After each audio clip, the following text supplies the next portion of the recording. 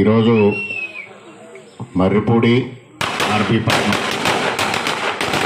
ఆర్బీపట్నం రహదారి శంకుస్థాపన సందర్భంగా ఏర్పాటు చేసిన ఈ సభకు అధ్యక్షత వహించిన గ్రామ సర్పంచ్ గారికి, కార్యక్రమంలో ముఖ్య అతిథులుగా పాల్గొన్న ఆళ్ల గోవింద్ గారికి, రావాడ నాగు గారికి, పెద్దలు సత్యరాజు గారికి, తెలుగుదేశం జనసేన మండల పార్టీ అధ్యక్షులు సత్యబాబులు గారు ఇద్దరికి, అదేవిధంగా శ్రీనివాసరావు గారికి, కొండయ్య గారికి, రాంబాబు గారికి, అదేవిధంగా కార్యక్రమాన్ని నడిపిస్తున్న సోమన చౌదరి గారికి, వేదిక పైన Panchayati Raj projects deputy executive engineer గారికి, అసిస్టెంట్ ఇంజనీర్ గారికి, ఎంపీడీఓ గారికి, ఆర్డబ్ల్యూఎస్ఐ గారికి, వేదిక పైన కూటమి పెద్దలకు, వేదిక ముందున్న కూటమి నాయకులకు, మహిళలకు, గ్రామ ప్రజలకు అందరికీ పేరు పేరున నా హృదయపూర్వక నమస్కారాలు. ఈ రహదారి ఎంత ముఖ్యమైందో ఈ గ్రామస్తులకి చిరకాల వాంఛ అనేది అందరికీ తెలుసు. 2004లో ఆనాడు జగ్గంపేట నియోజకవర్గంలో ఉన్నప్పుడు జ్యోతుల్ నెహ్రూ గారి చొరవతో ఈ రహదారి నిర్మాణం పూర్తి చేసుకోవడం జరిగింది. తదుపరి 2014 వరకు ఇది అదేవిధంగా ఉండిపోవడం, 2014 ఎన్నికలకు ముందుకి మేము ఎన్నికల ప్రచారానికి వచ్చినప్పుడు గ్రామస్తులందరూ కూడా ఈ రహదారి నిర్మాణం చేయాలని కోరడం జరిగింది. దానికి అనుగుణంగా 2014-19 కాలంలో 2017లో ఏదైతే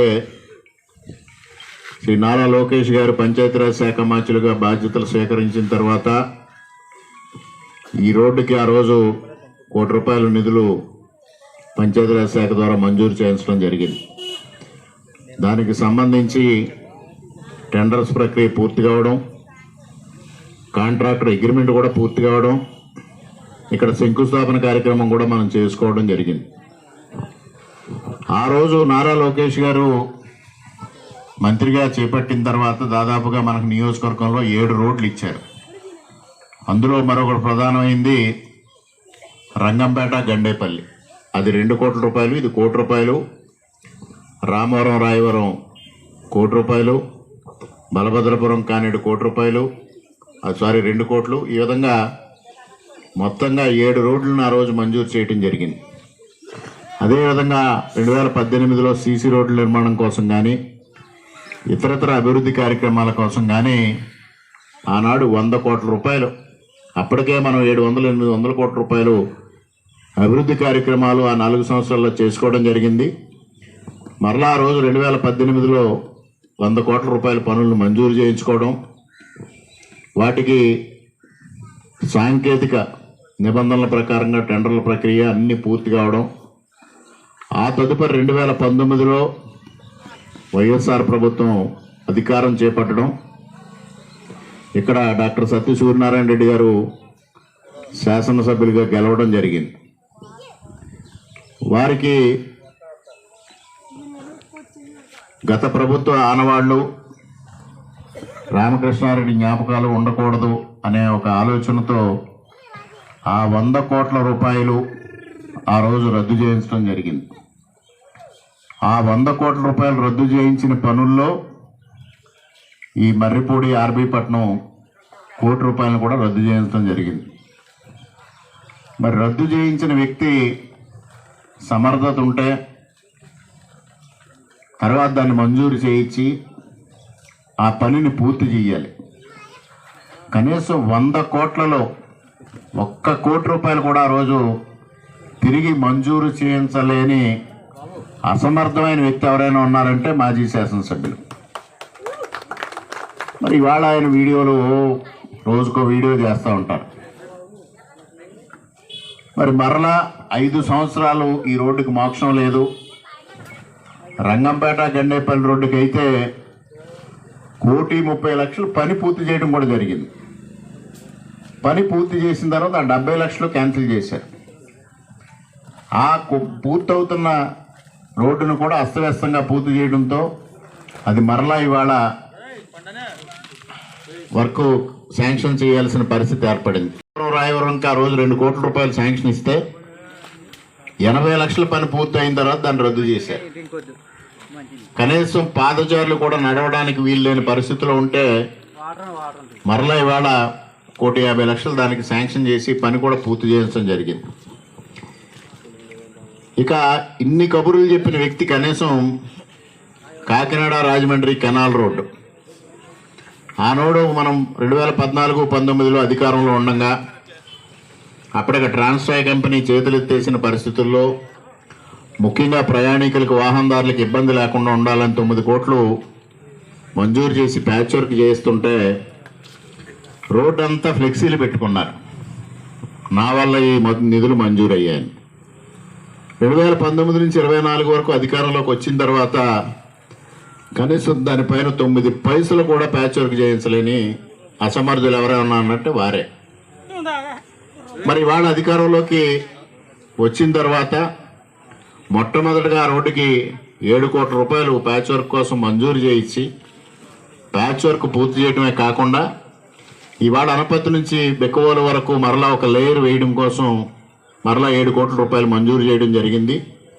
ఈ వర్షాలు తగ్గిన వెంటనే ఆ రోడ్డు నిర్మాణం టేకప్ చేయడం జరుగుతుంది. అదేవిధంగా మనకు పక్కన ఉన్న సింగంపల్లి నుంచి రంగంపేట వెళ్ళే రహదారి కానీ దొంతమూరు నుంచి రంగంపేట వెళ్ళే రహదారి కానీ ఇది మరీ విచిత్రమైన పరిస్థితి. ఎవరైతే వైఎస్ఆర్సీపీకి ఒక స్ట్రాటజిస్ట్గా ఉన్నారో ప్రశాంత్ కిషోర్ పీకే వాళ్ళకు ఒక సర్వే రిపోర్ట్ ఇచ్చారు. ఆ సర్వే రిపోర్ట్ ఏంటంటే రోడ్లు చాలా అధ్వాన స్థితిలో ఉన్నాయి, కనీసం నియోజకవర్గాలకి 3-4 రోడ్లైనా మనం అభివృద్ధి పరచకపోతే మనం ఎన్నికల్లో కనీసం ప్రజల్ని మొహం చూపించలేని పరిస్థితి వస్తుంది. కాబట్టి కొన్ని రోడ్లు శాంక్షన్ చేయించాలని వారు కొన్ని ప్రతిపాదించడం జరిగింది. సాధారణంగా ఎక్కడైనా స్థానిక నాయకులు ప్రతిపాదిస్తారు, స్థానికంగా ఉండే ఎమ్మెల్యేలు ప్రతిపాదిస్తారు, అధికారులు వారికి సలహాలు ఇస్తారు. ఒక దౌర్భాగ్యమైన పరిస్థితి వైఎస్ఆర్ గవర్నమెంట్ ఏంటంటే కన్సల్టెంట్స్ ఇవ్వడం. ఆ ప్రశాంత్ కిషోర్ టీము ఈ 2 రోడ్లు శాంక్షన్ ఇవ్వమని ఇవ్వడం, దానికి 6.5 కోట్లు ఆ రోజు మంజూరు చేయడం జరిగింది. ఒక కాంట్రాక్టర్ టెండర్ వేయడం, అగ్రిమెంట్స్ కూడా పూర్తి చేసుకోవడం జరిగింది. ఇక్కడ గత శాసనసభ్యుల అసమర్థత ఏంటంటే ఆ కాంట్రాక్టర్ ఒకే ఒక కోరిక కోరారు, నేను పనులు పూర్తి చేస్తాను, నాకు బిల్లులు ఇప్పించగలరా అని. వారు చేతులు ఎత్తేయడం జరిగింది. ఆ కాంట్రాక్టర్ పని మొదలు పెట్టుకుంటూ అలా వదిలిపెట్టేశాడు. 2 సంవత్సరాల పాటు అది పని పూర్తి కాల. కూటమి ప్రభుత్వం 2024లో వచ్చేపాటికి దాని అగ్రిమెంట్ పీరియడ్ కూడా పూర్తి అయిపోయింది. నేను రావడమే ఆర్ఎండ్బి అధికారులతో సమీక్ష చేసినప్పుడు ఇక్కడ 6.5 కోట్లు ఫండ్స్ అవైలబుల్గా ఉన్నాయన్నాం. దాని స్టేటస్ను వెరిఫై చేసినప్పుడు అగ్రిమెంట్ పీరియడ్ కూడా పూర్తి అవ్వడం జరిగిందనేది. అప్పటికి ఇంకా మంత్రివర్గ ప్రమాణ స్వీకారం పూర్తి కాల. అప్పుడు నేను కాంట్రాక్టర్ని పిలిపించుకొని అతని వెసులుబాటుని అడగడం, ఆయన నాకు బిల్స్ ఇప్పించే హామీ ఇస్తే నేను తప్పనిసరిగా పని మొదలు పెడతానని వారు హామీ ఇవ్వడం జరిగింది. దానికి అనుగుణంగా వారికి ఒక స్పష్టమైన హామీ ఇవ్వడం, వారి చేత 2 రోడ్లు పన్ను మొదలు పెట్టేయడం కూడా జరిగింది. అంటే శాంక్షన్ అయిన నిధులు కూడా వినియోగించుకోలేని అసమర్థుడు ఇవాళ నా గురించి, చంద్రబాబు నాయుడు గారి గురించి, పవన్ కళ్యాణ్ గారి గురించి, భారతీయ జనతా పార్టీ గురించి అవాకులు చవాకులు మాట్లాడుతూ ఉంటే ప్రజలు ఏమనుకుంటారు అనే ఒక ఆలోచన, ఇంగిత జ్ఞానం కూడా లేని పరిస్థితిని మనం చూస్తూ ఉన్నాం.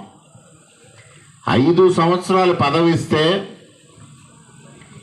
ఏమాత్రం అభివృద్ధి కానీ సంక్షేమం కానీ చెయ్యలేని వ్యక్తి ఇవాళ కూటమి ప్రభుత్వం గురించి, నా గురించి నోరుంది కదా అని వారి ఇష్ట రీతిన మాట్లాడడం జరుగుతూ ఉంది. ఇవాళ అన్న మాట ప్రకారంగా అతను పని మొదలుపెట్టిన తర్వాత, కొంత పని పూర్తి అయిన తర్వాత అక్కడ బిల్లు ఇప్పించడం అతను ఇప్పుడు పూర్తి చేయడం కూడా జరుగుతూ ఉంది. మరి అదేవిధంగా మిగిలిన రోడ్లు కూడా ఏ విధంగా ప్యాచ్ వర్క్స్ పూర్తి చేసామో మీరు చూశారు. బలభద్రపురం నుంచి ఎస్టీ రాజాపురం వెళ్ళే రోడ్డు కానీ, ఇటు బెక్కవోలు నుంచి రామేశంపేట వెళ్ళే రోడ్డు కానీ, ఇవన్నిటికీ ప్యాచ్ వర్క్స్ కంప్లీట్ చేసి ప్రయాణికులకి సులభతరంగా ప్రయాణం చేసే విధంగా ఇవాళ కార్యక్రమం తీసుకోవడం జరిగింది. మరి ఈ ఒక్క సంవత్సర కాలంలో 12 నెలల కాలంలో నియోజకవర్గాన్ని ఏ విధంగా అభివృద్ధి చేశాం, గ్రామాలను ఏ విధంగా అభివృద్ధి చేశాం అనేది మొట్టమొదటగా ఇవాళ భారతీయ జనతా పార్టీ కానీ తెలుగుదేశం పార్టీ కానీ రెండు కార్యక్రమాలు తీసుకోవడం జరిగింది. భారతీయ జనతా పార్టీ నరేంద్ర మోడీ గారి 11 సంవత్సరాల పరిపాలన అమృత కాలం అని, తెలుగుదేశం పార్టీ సుపరిపాలన తొలుడుగని సంవత్సర కాలంగా జరిగిన అభివృద్ధి సంక్షేమాన్ని కానీ వివరిస్తూ ప్రజల్లోకి వెళ్లాలని నిర్ణయం చేసినప్పుడు ఆ కార్యక్రమంలో భాగంగా ఇవాళ మన నియోజకవర్గంలో ఈ సంవత్సర కాలంలో నేను శాసనసభ్యుడిగా ఎన్నికైన తర్వాత నియోజకవర్గాన్ని ఏ విధంగా అభివృద్ధి చేశాం, ఈ ప్రతి గ్రామంలో ఏ విధమైన అభివృద్ధి కార్యక్రమాలు చేశాం, నియోజకవర్గ వారీగా సంక్షేమ కార్యక్రమాలు ఏ విధంగా చేశాం, గ్రామాల వారీగా సంక్షేమ కార్యక్రమాలు ఏ విధంగా చేశామని ఒక కరపత్రాలను రూపొందించి ప్రతి గ్రామంలో పంపిణీ చేయడం జరిగింది. ఆనాడు ప్రారంభ కార్యక్రమంలోనే వైఎస్ఆర్సీపీ నాయకులకు నేను చెప్పడం జరిగింది, ఇందులో అవాస్తవాలు ఏవైనా ఉంటే మీరు బహిరంగ చర్చకు వస్తే నేను కానీ మా నాయకులు కానీ 3 పార్టీల నాయకులు కూటమి నాయకులు కానీ ఎవరైనా సరే చర్చించడానికి సిద్ధంగా ఉన్నామని తెలియజేశాం. ఇంతవరకు అభివృద్ధి కార్యక్రమాలపైన కానీ సంక్షేమ కార్యక్రమాలపైన కానీ చర్చకు రారు. పోనీ మీ 5 సంవత్సరాల కాలంలో అభివృద్ధి ఏం జరిగిందో చెప్పండి అంటే ఒక్క ప్రెస్ మీట్లో కూడా చెప్పరు. అనవసరమైన ఆరోపణలు, అసలైన ఆరోపణలు ఇవాళ చేస్తూ నిత్యం సోషల్ మీడియాలో ఉండాలి, తనకి ఏదైతే ఇవాళ వైఎస్ఆర్సీపీ ఇన్ఛార్జి పదవిని కాపాడుకోవాలనే ఒక లక్ష్యంతో మాత్రమే ఈ విధంగా ప్రవర్తించడం జరుగుతూ ఉంది. మరి ఇవాళ సంవత్సర కాలంలో నియోజకవర్గంలో రాష్ట్ర ప్రభుత్వ సహకారంతో 162 కోట్ల అభివృద్ధిని మనం సాధించుకోవడం జరిగింది. కేంద్ర ప్రభుత్వానికి సంబంధించిన రైల్వే శాఖ నుంచి సుమారుగా 250 కోట్ల అభివృద్ధి కార్యక్రమాలు మంజూరు కాబడ్డాయి. వెరసి 400 పైచిలుకు కోట్లతో అభివృద్ధిని ఇవాళ నియోజకవర్గంలో మనం ఈ 14 నెలల కాలం సాధించగలిగాం. మరోపక్క 350 కోట్ల రూపాయలు సంక్షేమ కార్యక్రమాలని అమలు చేయడం జరిగింది. మనం స్పష్టంగా నివేదికని కరపత్రం రూపంలో పంపిణీ చేశాం. దీన్ని ఎవరైనా కాదనగలరా అని నేను ప్రశ్నిస్తా ఉన్నా.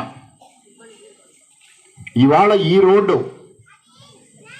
మరి ఇప్పుడే సర్పంచ్ గారు స్వయంగా వారు చెప్పడం జరిగింది, 20 సంవత్సరాల కళని వాళ్ళు నెరవేర్చడం జరిగిందని.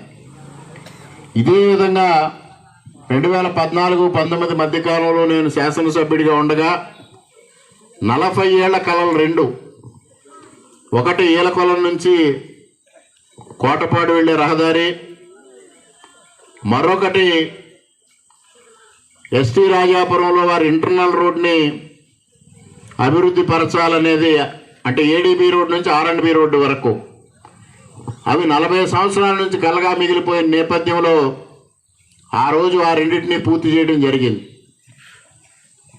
మరి ఈ విధంగా గతంలో నేను శాసనసభ్యునిగా ఉండగా ఆనాడు చంద్రబాబు నాయుడు గారి సహకారంతో, ఈనాడు కూటమి ప్రభుత్వంలో శాసనసభ్యుడిగా కేంద్ర ప్రభుత్వం చంద్రబాబు నాయుడు గారు పవన్ కళ్యాణ్ గారి యొక్క సహకారంతో ఇవాళ విశేషంగా అభివృద్ధి కార్యక్రమాలు చేయడం జరుగుతూ ఉంది. గత 5 సంవత్సరాలుగా అసలు ఎంత అభివృద్ధి చేశారు, ఆనాడు కూడా వీళ్ళు చేసిన అభివృద్ధిగా చెప్పుకునేది గ్రామ సచివాలయాల నిర్మాణం, వెల్నెస్ క్లినిక్లు, రైతు భరోసా కేంద్రాలు. ఆ మూడు కూడా కేంద్ర ప్రభుత్వం ఇచ్చినవే. కేంద్ర ప్రభుత్వం ఆవిడ నరేగా నిధులు ఇస్తే ఇవాళ మనం నరేగా నిధులను సద్వినియోగపరుచుకొని రోడ్ల కోసం, ఇతర కార్యక్రమాల కోసం, ప్రజా అవసరాల కోసం వినియోగిస్తూ ఉంటే ఆ రోజు జగన్మోహన్ రెడ్డి గారు తన మార్కు చూపించుకోవడం కోసం ఈ భవనాల నిర్మాణం చేయడం, ఆనాడు శాసనసభ్యులుగా ఉన్న వ్యక్తికి అభివృద్ధికి సంక్షేమానికి తేడా తెలియకపోవడం, సంక్షేమ కార్యక్రమాలనే అభివృద్ధి కార్యక్రమాలుగా అభివర్ణించడం, అంత అవివేకమైన పరిపాలన మనం 5 సంవత్సరాలు చూసాం. మరోపక్క ఇదే మండలంలో గ్రాసిమ్ ఇండస్ట్రీస్ని ఏ విధంగా పెంచి పోషించారో మీ అందరికీ తెలుసు. అంతకుముందు కేపీఆర్ ఉద్యమంలో మనందరం పాల్గొన్నాం 2014కు ముందు. ఆనాడు వైఎస్ఆర్సీపీ ఇన్ఛార్జిగా ఉన్న ఆ వ్యక్తి ఏనాడైనా ఉద్యమంలో పాల్గొన్నారా? ఆనాడు దొంతమూరు నుంచి మహిళలు వారికి ఫోన్ చేస్తే ఆ కేపీఆర్ వాళ్ళ దెబ్బ నేను తట్టుకోవడం కష్టం, నేను ఆ కార్యక్రమానికి రాను అని వారు స్పష్టంగా ఆ రోజు తెలియజేసిన సంగతి ఆ రోజు శిబిరంలో స్పీకర్ ఫోన్ ఆన్ చేయించి అందరూ వినిపించడం కూడా జరిగింది. అటువంటి పిరికితనం ఉన్న వ్యక్తి మరి 2014-19 మధ్య కాలంలో నేను శాసనసభ్యునిగా, చంద్రబాబు నాయుడు గారు ముఖ్యమంత్రిగా ఉండగా ఒక్క ఇటుక కూడా అక్కడ పెట్టకుండా నిలుపుదల చేసిన సంగతిని ఈ సందర్భంగా మరొకగారు గుర్తు చేస్తా ఉన్నా. 2019 ఎన్నికల సందర్భంగా ఈ మండలంలో ఉన్న నాయకులందరూ, ఉద్యమకారులు, ఇక్కడ సత్యబాబు గారు ఉన్నారు, ఉద్యమంలో చురుగ్గా ఆ రోజు ఉన్న వ్యక్తి గరజాల సత్యబాబు గారు, వీరంతా గొల్లల మావిడాల్లో జగన్మోహన్ రెడ్డి గారిని కలిసినప్పుడు ఇది తీర ప్రాంతంలో, సముద్ర తీర ప్రాంతంలో పెట్టుకోవాలని వారికి సలహా ఇచ్చి 19లో అధికారంలోకి వచ్చిన తర్వాత శరవేగంగా నిర్మాణం పూర్తి చేసి వారి స్వహస్తాలతో దాన్ని ప్రారంభోత్సవం చేయడం జరిగింది. మరి ఇవాళ వారి సౌజన్యంతో మాజీ శాసనసభ్యులు గారు రాజమహేంద్రంలో గౌతమ్ యూరాలజీ సెంటర్ని నిర్మాణం చేసుకుని ఇవాళ చెప్తా ఉంటారు నేను బ్యాంకు లోన్తో దాన్ని నిర్మాణం చేశానని. ఈ సందర్భంగా నేను డిమాండ్ చేస్తా ఉన్నా, ఆ ఆసుపత్రికి బ్యాంకు లోను హెచ్డిఎఫ్సి బ్యాంకు నుంచి ఎప్పుడు శాంక్షన్ అయింది, లాస్ట్ డిస్బర్స్మెంట్ ఏ రోజు తీసుకున్నారు, ఆ వాస్తవాలు బయట పెట్టమని ఈ సందర్భంగా నేను డిమాండ్ చేస్తా ఉన్నా. ఇవాళ మనం అధికారంలోకి వచ్చిన తర్వాత ఈ వాస్తవాలు మొదలు పెట్టిన తర్వాత ఆ బ్యాంకు లోన్ డ్రా చేసుకోవడం జరిగింది. అంటే ఆ బ్యాంకు లోన్ ఉపయోగించి ఆ నిర్మాణం పూర్తి కాలేదు అనేది వాస్తవం. ఇటీవల కాలంలో 4 రోజుల క్రితం కూడా మాట్లాడారు. ఇవాళ ధైర్యం ఉంటే ఆ అకౌంట్ కాపీస్ బయట పెట్టమని డిమాండ్ చేస్తా ఉన్నా. అదేవిధంగా ఇవాళ నా మీద ఆరోపణలు చేస్తూ ఉన్నారు, పసలేని ఆరోపణలు. వారు చేసిన ఆరోపణల్లో బ్రాందీ షాపుల్లో అవినీతి ఆరోపణలు కానీ లేదా ఇతర ఆరోపణలు కానీ ఏ ఒక్క ఆరోపణ నిరూపించగలిగినా నేను శాసనసభ్యత్వానికి రాజీనామా చేస్తాను. మీరు రాజకీయాలను నిరూపించలేకపోతే మీరు రాజకీయాలను తప్పుకుంటారా అని డిమాండ్ చేస్తా ఉన్నా. సమాధానం చెప్పండి సూటిగా. సోలో వీడియోలు చేయడం కాదు, సూటిగా స్పష్టంగా అడుగుతా ఉన్నా, స్పష్టంగా సమాధానం చెప్పమని డిమాండ్ చేస్తా ఉన్నా. ఇవాళ అభివృద్ధి కార్యక్రమాల్లో కానీ సంక్షేమ కార్యక్రమాల్లో కానీ గత 5 సంవత్సరాలుగా ఏ విధమైన అవినీతి జరిగింది, ముఖ్యంగా ఈ మండలంలో దొంతమూరులో గ్రావెల్ అక్రమాలు ఏ విధంగా జరిగాయి, ఇన్ని మాటలు ఎందుకండి? సాక్షాత్తు ఇద్దరం లక్ష్మీ గణపతి పైన ప్రమాణం చేశాం. లక్ష్మీ గణపతి తీర్పు ఇచ్చాడా లేదా చెప్పమని మిమ్మల్ని అడుగుతా ఉన్నా. అదొక్కటి చాలు. నేను ఏ విధంగా ప్రవర్తించానో ఆయన ఏ విధంగా ప్రవర్తించారో. 2014-19 మధ్య కాలంలో కూడా ఇప్పుడు గోవింద్ గారు చెప్పినట్టుగా మైండ్ గేమ్ ఆడారు, అవినీతి జరుగుతూ ఉంది అని. ఆ మైండ్ గేమ్ ఆడారనేది మర్చిపోయి అదే భ్రమంలో ఉండి నా పైన 3 విజిలెన్స్ ఎంక్వైరీలు వేశారు. 4 సంవత్సరాల విజిలెన్స్ నా పైన ఎంక్వైరీలు చేసింది. ఏమి తేల్చింది? ఆ నివేదికలు మీరు ఎందుకు బయటపెట్టలేకపోయారు? ఆనాడు ప్రభుత్వంలో నా పైన ఎందుకు చర్య తీసుకోలేకపోయారు? మీరు విజిలెన్స్ అధికారులకి తప్పుడు నివేదికలు ఇప్పించి పిఎస్ఎస్ పెయిడ్ సెక్రటరీల చేత తప్పుడు సాక్ష్యాలు ఇప్పించి ఎంత ఒత్తిడి చేసినా ఎక్కడ అవి నిరూపితం కాలేదు. వారు చేసిన ఆరోపణలన్నింటినీ విజిలెన్స్ కొట్టేయడం జరిగింది వైఎస్ఆర్ ప్రభుత్వం అధికారంలో ఉండగా. మరి దీనికి ఏం సమాధానం చెప్తారు? ఇవాళ ఆ రోజు ఆరోపణలు చేసిన వాళ్ళు ఒక పిఎస్ఎస్ అధ్యక్షుడు కొమరపాలెం, వారితో ఒక వీడియో చేయించారు. కుతుకులూరు నుంచి ఒక గ్రామస్తుడి చేత దొంతమూరులో జరిగిన గ్రావెల్ విషయంలో ఒక వీడియో చేయించారు ఆ రోజు. అదేవిధంగా చాలామందితో వీడియోలు చేయించారు. రప్పించండి, అందరినీ బహిరంగంగా చర్చిద్దాం. సోలియో వీడియోలు చేయడం కాదు, దమ్ము ధైర్యం ఉంటే ప్రజల మధ్యకి రమ్మని డిమాండ్ చేస్తా ఉన్నా. ఇవాళ నేను డిమాండ్ చేసిన దానికి సూటిగా స్పష్టంగా సమాధానం చెప్పమని డిమాండ్ చేస్తా ఉన్నా. భయపడి పారిపోయే వ్యక్తిని కాదు, 4 గోడల మధ్య కూర్చుని సోలో వీడియోలు చేసుకునే వ్యక్తిని కాదు. ఇవాళ ధైర్యంగా పోరాడాం, నేను కానీ మా కార్యకర్తలు కానీ. ఇవాళ ఇక్కడ కూటమిని రక్షించుకున్నాం. ఎప్పుడూ లేనంత మెజారిటీతో ఇవాళ విజయం సాధించాం. ఆనాడు మీరు సవాల్ విసిరారు, లక్ష్మీ గణపతి దగ్గర ప్రమాణం చేయమని. నేను ముందుకు వచ్చా. ఇద్దరం చేస్తే దాన్ని కూడా తప్పుగా చిత్రీకరించడానికి ప్రయత్నం చేశారు. కానీ 2024 ఎన్నికల్లో ప్రజల ద్వారా లక్ష్మీ గణపతి తన ఆశీస్సులు ఏ విధంగా అందించాడో ఇవాళ స్పష్టంగా చూసాం. ఇంకా ఎందుకు మాట్లాడతారని నేను మిమ్మల్ని సూటిగా ప్రశ్నిస్తా ఉన్నా. ఈ విధంగా అనపర్తి నియోజకవర్గంలో 55 సంవత్సరాలుగా మా కుటుంబం రాజకీయం చేస్తూ ఉంది. మేము అవినీతికి పాల్పడితేనో లేకపోతే అక్రమాలకు పాల్పడితేనో ప్రజలు ఇంతకాలం ఆదరించరు. అది కూడా ఆయన తెలుసుకోవాలి. ఇవాళ మా తండ్రి గారి పైన మొసలి కన్నీరు గారుస్తూ ఉన్నారు.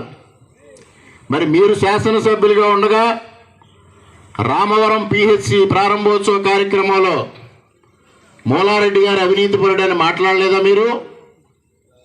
అదేవిధంగా మీకు అనుయాయుడు బ్రాందీ వ్యాపారం చేసిన అనపర్తి విజయమాల్య, అతని చేత మూలారెడ్డి గారి పైన అవినీతి ఆరోపణలు చేయించలేదా?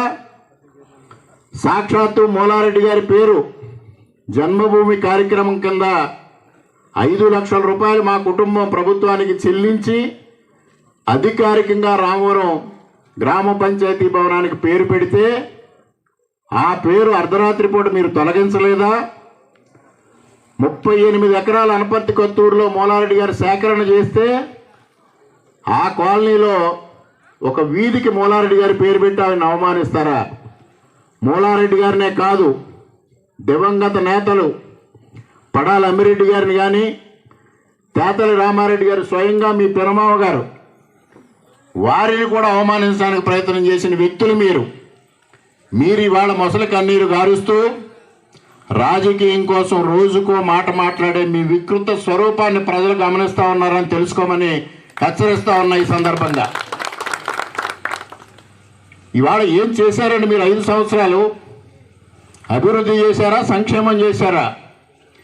ఇవాళ మాట్లాడుతూ ఉన్నారు చంద్రబాబు నాయుడు గారిని ఉద్దేశించి, పవన్ కళ్యాణ్ గారిని ఉద్దేశించి, భారతీయ జనతా పార్టీని ఉద్దేశించి.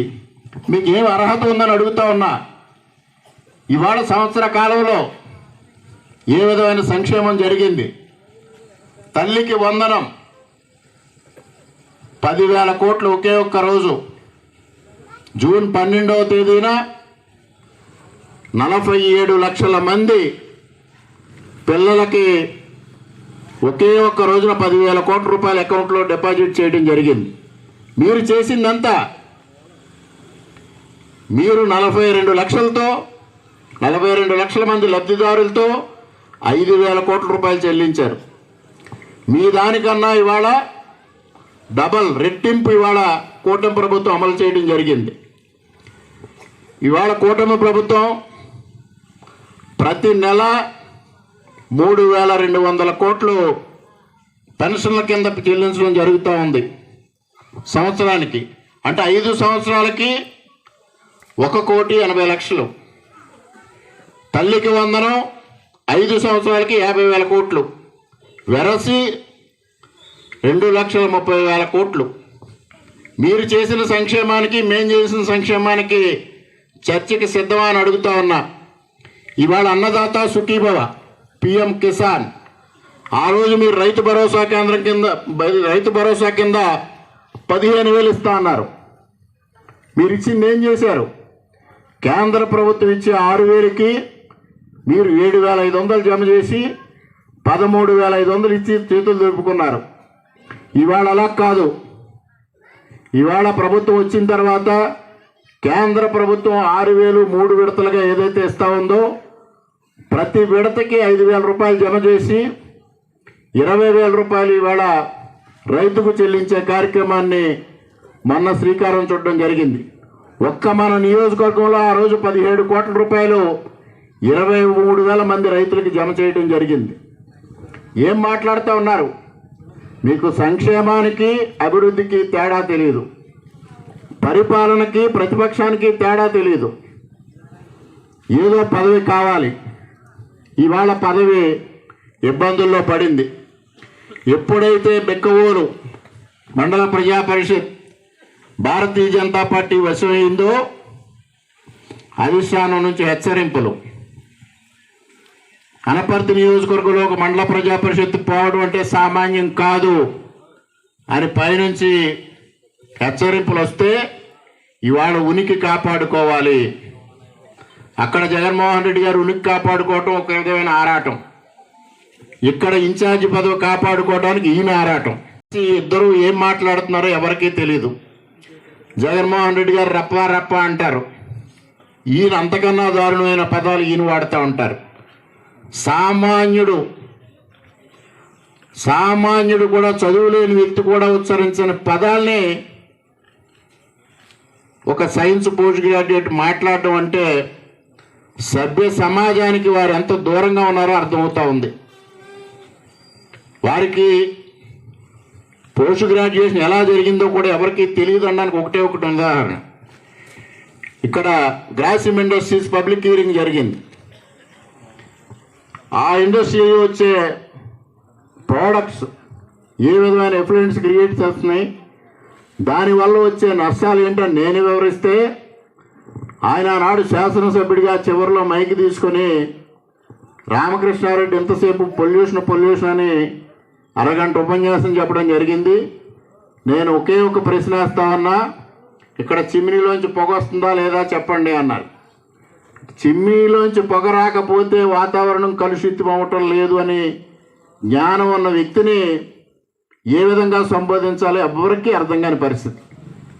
చివరకు సందేహం కూడా వచ్చింది, ఈయన డిగ్రీ సరైందా కాదా నకిలీదా అని. నకిలీ పట్టాలు ఏ విధంగా ఇచ్చారు, ఈ పట్టా కూడా నకిలీ తెచ్చుకున్నారేమో అని ఒక అనుమానం వచ్చింది. అంత దౌర్భాగ్యమైన వ్యక్తి. ఇవాళ అన్నిటికీ ఒకటే నేను సమాధానం, పదే పదే మాట్లాడక్కర్లా. అవినీతి ఆరోపణలు ఏదైతే ఆయన చేస్తా ఉన్నారో వాటిపైన చర్చకి రమ్మని అడుగుతా ఉన్నా. వారందరూ ఏ ఒక్కటి నిరూపణ చేసినా నేను శాసనసభ్యత్వానికి రాజీనామా చేస్తాను మరీ చెప్తున్నా. వారు రాజకీయాల నుంచి విరమిస్తారా? ఇవాళ అభివృద్ధికైనా సరే సంక్షేమానికైనా సరే రెండిట్లో దేనిపైన చర్చకి సిద్ధంగా ఉన్నారా? రమ్మని డిమాండ్ చేస్తా ఉన్నా. ఇవాళ ఈ రోడ్డు ఉదాహరణ తీసుకోండి. దీనికి మరలా 6 సంవత్సరాలు పట్టింది. 2018లో శంకుస్థాపన చేసింది, మరలా 2025 వరకు వేచి చూడాల్సిన పరిస్థితి వచ్చింది. ఇదే పరిస్థితి అన్ని గ్రామాల్లో. అటువంటివన్నీ వదిలిపెట్టి తన హయాంలో జరిగిన అభివృద్ధి ఇవాళ జరుగుతూ ఉంటే రేపు సమీప భవిష్యత్తులో తనకి రాజకీయ భవిష్యత్తు లేదు అనేది స్పష్టంగా అర్థమవుతూ ఉంది ఆయనకి. ఒక పొట్ట పార్టీ నుంచి హెచ్చరింపులు, మరోపక్క ప్రజల నుంచి తిరస్కరణలు. ఇవాళ భారతీయ జనతా పార్టీ శాసనసభ్యుడు సుపరిపాలన తొలడుగులో ఎందుకు పాల్గొంటున్నాడని ఒకరోజు ప్రశ్నిస్తాడు ఆయన. మళ్ళీ 2 రోజులు అయిన తర్వాత అతి తక్కువ గృహాలు సందర్శించిన వ్యక్తి రామకృష్ణారెడ్డి అని ఇంకో వీడియో చేస్తాడు. అసలు ఏం జరిగింది, మానసికంగా వారి పరిస్థితి ఏంటి? ఇది ఆందోళన కలిగించే అంశం. ఎంతైనా ఒకసారి నియోజకవర్గానికి శాసనసభ్యుడిగా పనిచేశారు. వారి ఆరోగ్యం పట్ల కూడా మనకు శ్రద్ధ వహించాల్సిన అవసరం ఉంది. వారి నాయకుడికి ఎలాగా పరిస్థితి మనందరికీ తెలిసిందే. మరి ఇక్కడ కూడా అదే పరిస్థితి వచ్చింది. ఆ పరిస్థితుల్లో అక్కడ ఆయన ఏం మాట్లాడుతాడో తెలియదు. లిక్కర్ స్కామ్లో రేపో మాపో అరెస్ట్ అవుతాం అనేది వారికి స్పష్టంగా అర్థమవుతూ ఉంది. దానివల్ల వారికి సొంత పార్టీ కార్యకర్తల తలకాయలకి మామిడికాయలకి తేడా తెలియని పరిస్థితుల్లో వారు ప్రవర్తిస్తూ ఉన్నారు. ఇక్కడ అదే పరిస్థితి. ఇవాళ సర్పంచ్ గారే కాదు, వైఎస్ఆర్సీపీ నాయకులందరూ ఇవాళ సంతోషంగా ఉన్నారు. గత 5 సంవత్సరాలుగా వారికి ప్రోటోకాల్ అంటే ఏమిటో తెలియదు. ప్రోటోకాల్ ప్రకారంగా సర్పంచ్కి ఉన్న విలువ ఏంటి, ఎంపీపీ గారికి ఉన్న విలువ ఏంటి, జడ్పీటీసీ గారికి ఉన్న విలువ ఏంటి, ఎంపీటీసీలకు ఉన్న విలువ ఏంటి, అన్నిటికీ దంపతులే. ఇవాళ ప్రథమ స్థానం వారికి లభిస్తూ ఉంది. ప్రోటోకాల్ నిబంధనల ప్రకారం వారికి ఇవ్వాల్సిన గౌరవం వారికి ఇవ్వడం జరుగుతూ ఉంది. దానితో వైఎస్ఆర్సీపీ ఎంపీటీసీలు కానీ ప్రజాప్రతినిధులందరూ సంతోషంగా ఉన్నారు. సొంత పార్టీలోనే ఆ పరిస్థితి ఏర్పడితే భవిష్యత్తు ఏమిటా అనేది ఒకసారి ఆలోచనకు వస్తే ఆయన మాటల ద్వారా ఆయన ఆందోళన తేటతెల్లమవుతూ ఉంది. నేను ఒకటే చెప్తా ఉన్నా, ఈ సంవత్సర కాలంగా ఏ విధంగా అభివృద్ధి చేశామో రాబోయే 4 సంవత్సరాలు కూడా నాకు ఇచ్చిన బాధ్యతని చిత్తశుద్ధితో నెరవేర్చి ప్రజల అభివృద్ధి సంక్షేమం ధ్యేయంగా చంద్రబాబు నాయుడు గారు, పవన్ కళ్యాణ్ గారు, భారతీయ జనతా పార్టీ అగ్రనాయకత్వం యొక్క సహకారంతో నియోజకవర్గాన్ని అన్ని విధాల అభివృద్ధి చేస్తానని ఈ సందర్భంగా మరొక్క మారు మీకు స్పష్టంగా తెలియజేసుకుంటూ ఈరోజు ఈ కార్యక్రమానికి హాజరైన ప్రతి ఒక్కరికి పేరు పేరున హృదయపూర్వకంగా కృతజ్ఞతలు తెలియజేసుకుంటూ సెలవు తీసుకుంటా ఉన్నా. జై హింద్.